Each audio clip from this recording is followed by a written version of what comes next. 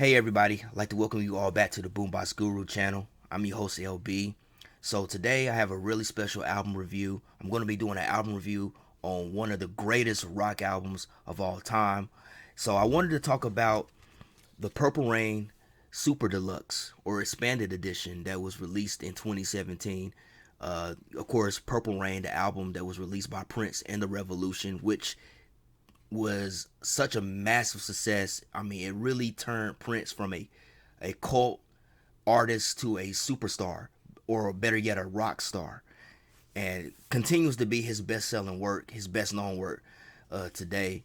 I wanted to talk about the second disc on this set. I didn't want to discuss the whole entire thing. I just wanted to focus primarily on that second disc, which is From the Vault and Previously Unreleased. So this disc compiles 11 songs from Prince's vault.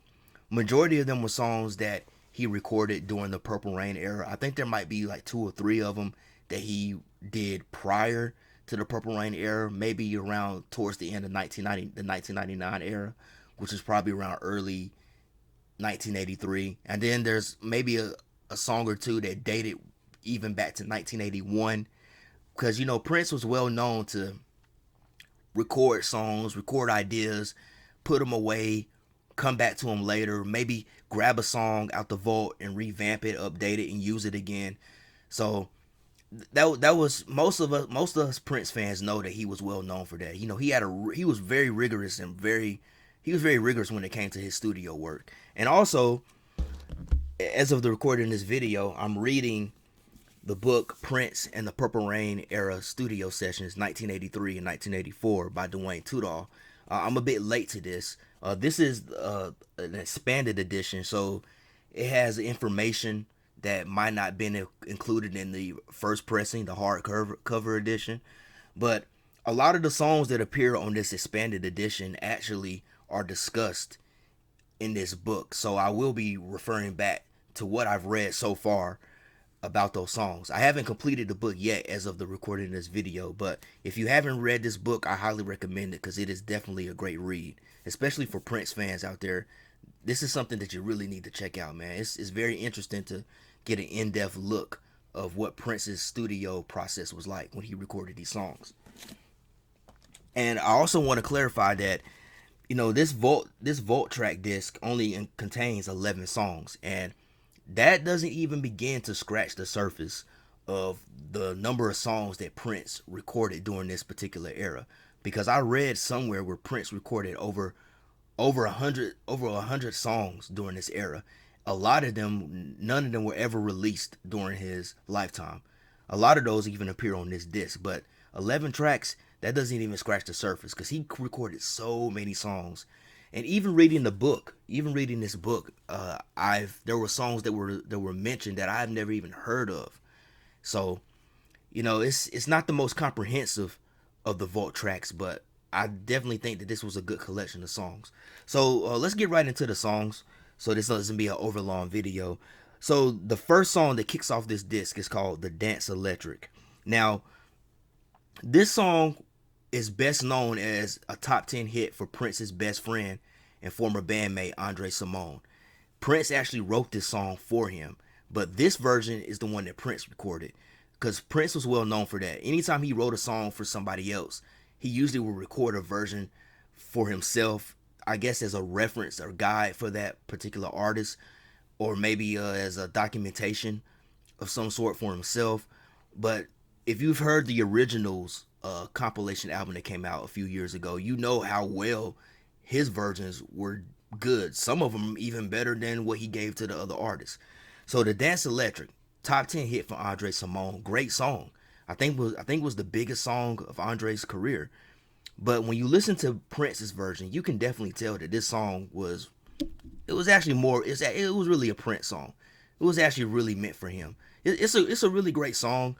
But my only critique about it is that I think it's just a little bit overlong because the song clocks in at 11 minutes and 29 seconds. And honestly, I really think the song could have been trimmed down to maybe like 7 or 8 minutes and got the point across. I'm guessing the intention of it being that long was for it to be for the club. I guess this is like an extended version for the club's and so forth, because it does have a very kind of danceable rhythm. I thought that rhythm was kind of interesting on this song now that I think about it, because it's funky, but it also kind of has this kind of futuristic, kind of tribal nature about the rhythm that I think is really cool. Something that I don't know if Prince ever really did that on any other songs that I can think of at the moment. But it's a good song. It's a good song. I mean, Prince definitely nailed it. You can definitely tell that this was really a Prince song.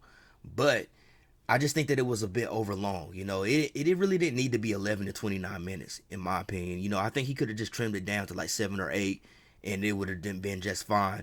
Because it doesn't really do enough in the song to really hold your attention.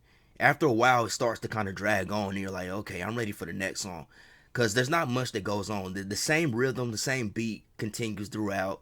There's some slight interesting things that's done with keyboards and so forth. There's a few like speaking parts that Prince does on certain parts during the extended version, but it was a cool song. I like it. Don't get me wrong, I like this song, and I thought it was a cool opener to this album. But if it had just been trimmed down, son, I think it would have been a lot better. So the next track is Love and Sex. And this is one of my favorites on here. I really enjoy this song because this is a very catchy, funky pop song. Really great rhythm. Love the groovy, funky beat. I really like the catchy melody. I especially like the hook where Prince goes, Shana nana, nana boom. Come on, baby, hurt me in the upper room. I like that hook. I didn't sing it as good as Prince, of course, man, but I just like that hook. It's just so catchy. I mean, even when I haven't listened to this album, that song will pop in my head, and I just find myself singing it throughout my day. So it really grips you in. I'm surprised that Prince didn't really put that song out somewhere. I think it would have been a hit because it's just so catchy. And I also like Prince's vocals, like his vocal approach on this song, because he used a sort of like very aggressive, or better yet, a passionate vocal performance on here, man. But I really did this song. It's one of my favorites to listen to on here. So next track is Computer Blue, Hallway Speech version. So let's talk about this. This, in my opinion, is the biggest highlight of this expanded edition, is Computer Blue, Hallway Speech. For me, and probably for a lot of people, Computer Blue is one of my favorite Prince and the Revolution songs. Ever since I first heard it on the Purple Rain soundtrack, as well as in the movie, it's always been one of my favorites, man. And to find out that there was actually an extended version that was longer, I was like, oh man, I gotta hear it. I know the first time I heard this was on some website it was an article about Prince. This was way before he passed away, but they were talking about a lot of the vault and unreleased tracks that he had stored away, and they had this version on that website, and of course it was low quality because it was a bootleg. But to get an official release of this version that's remastered with a good quality sound, I don't know, man. It's just so amazing to finally have this, because Computer Blue is an amazing song. And I gotta tell you, this extended version is 12 minutes and 19 seconds. It is worth every bit of those 12 minutes and 19 seconds. This song does not waste any time. It does not drag along. There's just so much that goes on this freaking track, man. I mean, this is one of the greatest like funk rock jams I've ever heard.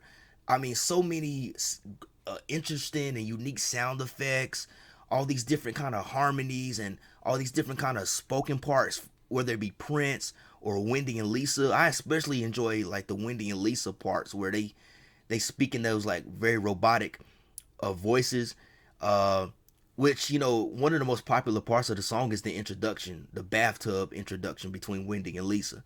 But they do it so much more throughout this extended version. And then the synthesizers and keyboards help to really build up for like the next phase of the song. The rhythms change up a little bit. If you guys remember in the movie Purple Rain, it was the scene where Prince showed up late for rehearsal, but Wendy and Lisa didn't show up, and the other three guys were there rehearsing, playing around. That particular song that Brown Mark and Bobby Z and Dr. Fink were playing when Prince shows up late, that part actually comes from this extended version of Computer Blue. So it was really cool to finally get that, because I always enjoyed that part in the movie. I remember when I first had Purple Rain on VHS, I used to rewind that part all the time just to listen to that funky groove that the guys were doing. But it actually comes from this extended version. But there's just so much that goes on in this song, and it's just one of the most unique songs. And not to mention Prince's guitar work on here, probably one of his most aggressive guitar style playing styles I've ever heard. I mean, he really goes in on the guitar outside of just that amazing solo that's on the movie and as well as on the original album. Like, he just really goes in with the wah-wahs and the feedback and the distortion. I mean, very heavy, almost borderline like hard rock and metal, in my personal opinion. Now, an interesting thing that I recently found out in reading the Purple Rain Studio Sessions book is that there's actually like 5 other different versions of Computer Blue. And there's some more extended versions that are longer than this. There's one that's like 14 minutes. There's another one that's like 15 minutes. I believe there's even one that was like 20 minutes. And then there's also one that's a little bit shorter, but longer than the album version, which is like, I think 7 minutes and 36 seconds. But in reading that book, Prince spent a lot of time on Computer Blue when he was crafting that song. He spent so much time in the studio. I want to say that Computer Blue was the longest song that Prince worked on the Purple Rain album, because he spent so much time in the studio. It wasn't even necessarily about like tightening things up. It was almost as if he was just it was almost like he was trying to craft some kind of magnum opus. That's the way it seems to me. He just kept on wanting to add more parts and things. It was almost like he was building and creating something, like he was inventing like this massive invention or something. But I gotta tell you, man, I spent too much time talking about this song, but it's one of my favorite Prince songs, and it's one of the best tracks on this expanded edition. So if you haven't heard the hallway speech version, definitely stop this video, go on YouTube and check it out, because I'm telling you, will be blown away. So the next track is Electric Intercourse. And I want to say maybe this is a 1983 version, or no, I don't know if there's another version of this song. Yeah, I was trying to remember if Prince recorded a prior version like in 82 or early 83. But in anyways, Electric Intercourse. So here's an interesting thing about this song. This is a slow song. This is like a slow ballad. It's driven by a drum beat, of course, done by the drum machine. Some very like sultry, seductive synthesizers. Prince sings mainly in his classic falsetto vocal style. He gives a very passionate and romantic and seductive performance vocally on this track. So what I want to talk about with Electric Intercourse is I like this song. This is one of the ones that have grown on me in revisiting this disc, because I didn't always like it, but it has grown on me and I actually enjoy it. An interesting fact about this song is that, and this is something that I found out from reading the book, Electric Intercourse was actually a song that was being considered for the movie Purple Rain.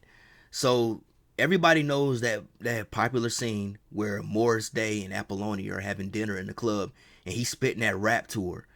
And you know, Prince comes out, he sees this, and him and his band go on stage and perform The Beautiful Ones. Originally, Prince was intending Electric Intercourse to be that song that he would perform on that part. But he ended up pulling the song, and the band went and did The Beautiful Ones, which, you know, I definitely think that was the better choice, because The Beautiful Ones is such a great song.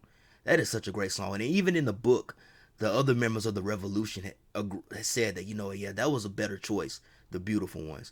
But Electric Intercourse is really good. I enjoy it. It's a really cool slow ballad. So next track, number 5, is Our Destiny, Roadhouse Garden. And this is another one of my favorites on here, another highlight on here. So originally, Our Destiny and Roadhouse Garden were 2 separate songs. But somewhere along the line, Prince decided to put them together, which I'm glad he did, because even if they were separated, you could still tell that there was a connection between the two. So the first part, Our Destiny, is actually sung by Lisa Coleman of the Revolution. She does the lead vocals, she does the hooks and everything. Really enjoyed this entire track. It's a very kind of eclectic, funky pop song, almost kind of neo psychedelic. There's like strings involved into it. That's just the best way I can describe it, man. But I really like Lisa's part. Lisa's part is my favorite. Lisa Coleman is a great vocalist. She's a great singer, but I also like her speaking voice because she has this soft and warm speaking voice. If you've ever listened to her talk, she just has this sweet, warm voice about her. But there's a part during her singing part, excuse me, where she starts to talk. She does the speaking part where I guess I'm assuming she's talking to this guy, and she's saying, "Listen, I don't want to get married or anything. I don't want to have your baby, but you're just the finest specimen that I've ever seen." I don't know what it is, but there's just something about that part that I just enjoy so much, and I think it's because of Lisa's voice. Lisa has this voice where when she talks, she can be sexy, but she's not trying to be sexy.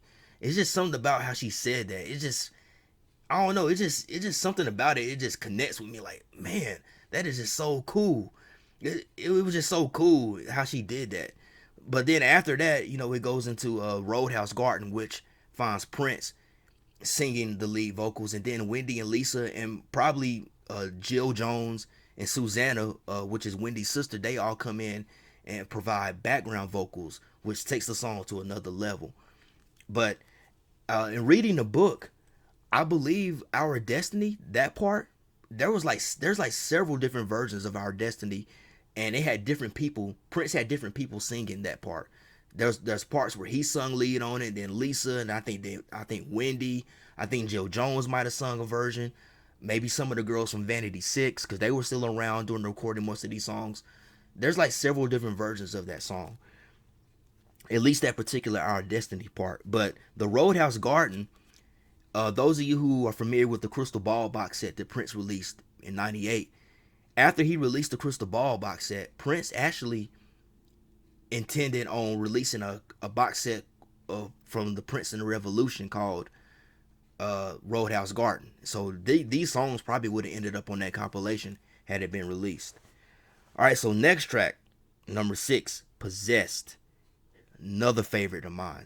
Now, everybody probably knows this song. I know everybody knows this song. Now, Prince actually recorded another version of the song in 1982 during the 1999 era, which most of us heard on the 1999 Super Deluxe. But this is the 1983 version.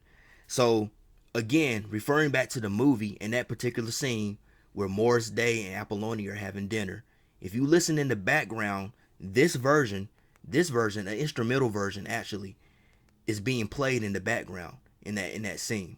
And I remember when I first watched Purple Rain, I used to always wonder what was that song in the background because it sounds so good. And this is before I think I had the soundtrack. I was like, man, I hope that song's on the soundtrack or something. It's got to be somewhere.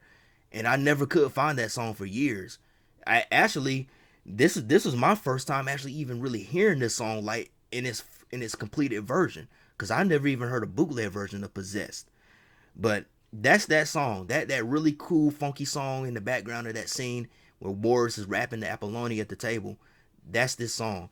And one of the best things I can say about Possessed is that this song is very representative of that mid 80s Minneapolis sound.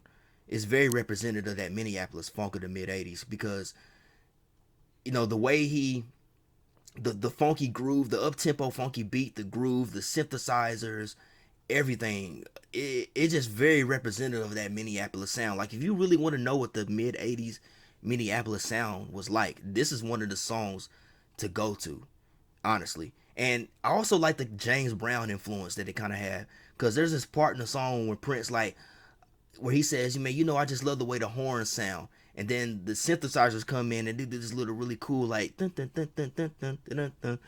I didn't do it the correct way of the song, but you kind of catch my drift. But I just really dig that song. It's one of my favorites, man. I really like to jam out to that song and ride to it as well. All right, so number 7, Wonderful Ass.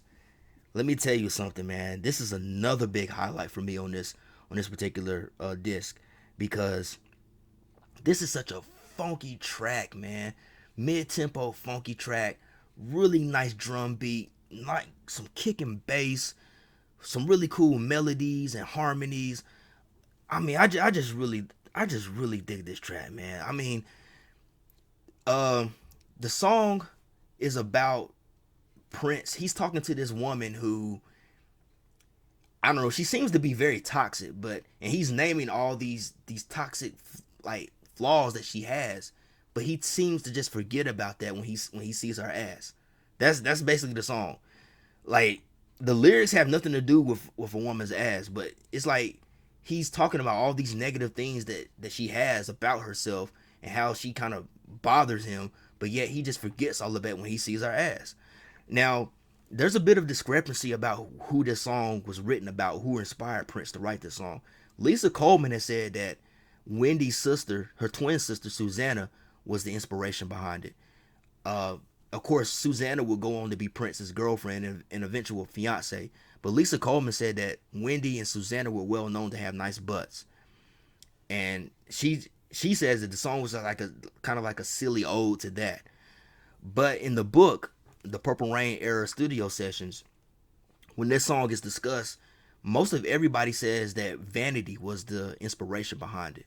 And I tend to believe that because of the lyrics. Because if you read the book kind of goes, it kind of touches on like Prince and Vanity's relationship at that time. And the lyrics coincide with how their relationship was. So I tend to believe that. Plus Jelly Bean Johnson of the time, you know, he's the drummer in the time. He said that yeah, that song was definitely about Vanity, and said that she was well known to have a nice ass, that, you know, as soon as you looked at it, man, you just kind of just forgot about everything. So I tend to believe that, but I really dig this song. It's one of the best ones on the album. One of my go-tos, along with like Love and Sex and Computer Blue. And I also want to point out that I feel like this song was G-Funk before G-Funk was a thing. You know, because if you listen to the beat kind of has that pumping bass. It has this, the snare kind of has that slap to it, like a lot of G-Funk songs did. It just has that similar groove to what a lot of those artists did in the 90s. So in a lot of ways, Wonderful Ass was, in my opinion, 10 years ahead of its time, basically. So next track is Velvet Kitty Cat. This one, this one's a bit of a grower for me. I haven't always liked this song, but here recently revisiting this box set, this particular disc, it's actually grown on me. I think it's kind of a cute, sort of silly but catchy track, man. Velvet Kitty Cat is of course about a woman's vajayjay. Does anybody even say vajayjay anymore? But that's what the song is about. It's about a woman's private part. But it's not the greatest song, but I like it for the kind of cuteness of it and the catchiness, as well as I like that Prince's rhyming. He had a consistent rhyme throughout the whole entire track that he's singing. But I believe this was one that he recorded maybe. I think this track was maybe done maybe around the 1999 era. I don't really think this was anything intended for like Purple Rain. And actually, I believe if I can remember this correctly, I believe the song was actually meant to be for Vanity 6, possibly. I'm not sure. Next song is Katrina's Paper Dolls. Okay, so this one is another great one. This is actually kind of a different thing that I've heard from Prince. Katrina's Paper Dolls sounds kind of gothic in nature, almost like maybe the Cure type of vibe, like 80s gothic rock. That's how it sounds. But it's a really good song. And I remember reading in the book that this song was actually meant for Vanity 6, because around this time, Prince was also working on the follow-up album to Vanity 6, as well as the times of What Time Is It. He was working on a lot of stuff around this era, but this song I believe was intended for Vanity 6, the attended second Vanity 6 album. Alright, so number track is Weekend F-U-C-K.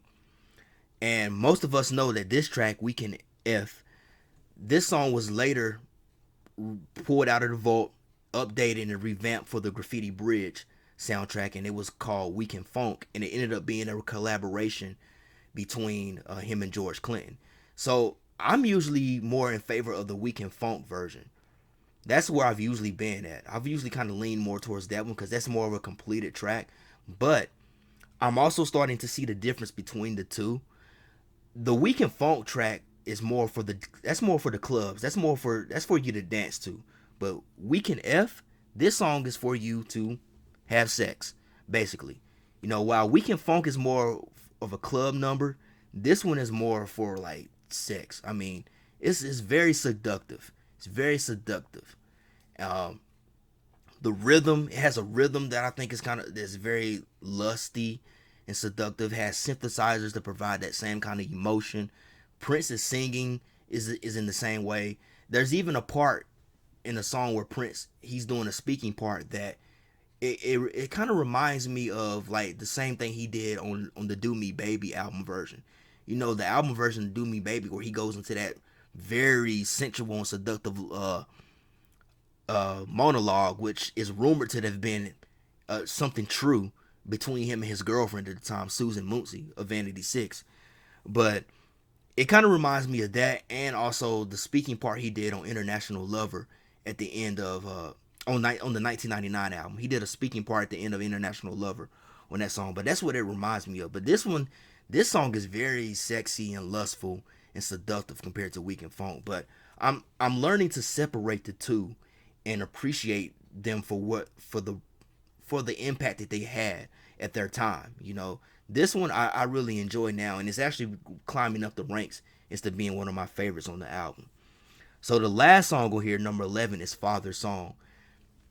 So referring back to the movie, and I believe Father's Song was actually written by Prince's late father, John L. Nelson. So although I think Lisa Coleman did say in the book that she doesn't really believe that his father actually wrote the song. She thinks that maybe he might have added slight contributions to it, but that it was mainly a Prince thing. He just gave his father credit so to help him financially. But in any regards, Father's Song, we all know, referring back to the movie, that scene, after that montage scene of Prince riding around Minneapolis, contemplating everything, you know, his relationship with Apollonia and all of that, he comes back home to see his mom sitting outside. The dad's gonna beat her up. He goes inside to confront his dad, and his dad starts playing that piano solo, and that's Father's Song. Also, you know, the guitar solo in Computer Blue is that same thing, is that same piano part, which I believe in the movie is supposed to imply that the kid plagiarized his father. But this is the full version of it, and you know, it's actually a sad song. It's actually very sad, which, I mean, guaranteed, considering in the scene in the movie and everything, yeah, it's sad. It's a bit depressing, but it's still beautiful. It's still a beautiful piece of work. You know, not only the piano, but when the keyboards and the synthesizers come in and they provide more of that foundation of the song, and the full version just takes this song to another level. And I really enjoyed it, and I think that particular song was a perfect ending to this disc. So we went through the songs. So my conclusion about this particular disc of Vault Tracks is, even though it's not the most comprehensive of the Vault Tracks, because I would say that the 1999 Super Deluxe, as well as the Sign of the Times ones, they have more of a comprehensive set of Vault Tracks. This one only had 11 tracks. And like I said, Prince recorded hundreds of songs during this era that still haven't been heard to this day. Maybe they'll come out sometime later on. You know, his family owns the estate now, so maybe they'll start like making some moves or whatever, getting a lot more of these songs out. As of right now, I can say right now that this is my favorite out of the Vault Tracks. And I want to explain why, because the way that these songs are put together, when I listen to this disc, it almost sounds like I'm listening to a lost Prince and the Revolution album. And using my imagination, I kind of imagine that, let's say that the Revolution had these songs that they just wanted to get out. Maybe Warner Brothers wasn't allowing Prince to put out the music he wanted, even at this point, which was kind of true in some ways. But let's just say that he wanted to put these songs out because he wanted to really hit his core fans, and they decided to like put out this underground tape, press up these underground tapes, and kind of, I don't know, maybe give them away at shows and so forth, or they mysteriously like flood the streets with these tapes of unheard music from the Revolution. That's kind of how I'm viewing it, man. That's just my imagination running with this, because I can kind of see it. I can kind of see like these tapes coming out with like the original love symbol the original love symbol that Prince had, like a purple cassette sleeve with like maybe I don't know, like a red symbol on it, blank tape. Like no, well, not a blank tape, but no, nothing on there. Basically, just these mysterious tapes that these core fans just end up getting out of nowhere, and it's these unheard of Prince and the Revolution songs. That's kind of how I view this, man. I know that's just I know that's kind of crazy, but that's just my imagination. That's kind of how I look at it when I go into this disc, and it's actually helped me to appreciate so much more of these songs. But I think it was a really cool collection. I wish there could have been more songs on here, because like I said, there were so many songs. Reading this book, man, there were so many songs, like studio sessions where Prince recorded songs that I had never even heard of. And I was like, man, why didn't they include that on that disc or whatever? But hopefully one day we'll get to hear those songs again. But I gotta say, man, thus far this is my favorite of the Vault tracks. This is my favorite. It might not be as comprehensive as the other ones, but still, this one is my favorite because of how it just feels like an actual album, a lost album, instead of just being a bunch of songs just thrown together. So I really enjoy it. So if you haven't heard the Super Deluxe of Purple Rain, I'm pretty sure you can still find these Super Deluxe, these Super Deluxes if you like physical copies, and of course it's available on Spotify. But yes, that's it for this video. That's it for this album review. I had a lot of fun, putting this video together, talking about these songs. I mean, just listening to these songs so much to prepare me for this video. It was just a lot of fun to really get to talk about each and one of these songs, man. So I hope you guys really enjoyed this video. If you did enjoy this video, just do me a huge favor. Hit that thumbs up. Give me a like. Be sure to hit the subscribe button and tap that bell. That way you'll be notified when I drop new content. Also, I want to thank everybody that's been watching the videos, that's been supporting my channel. I really appreciate it. And until next time, as always, hope everybody has a blessed day and a blessed week. And love, peace, and music. Peace out, y'all.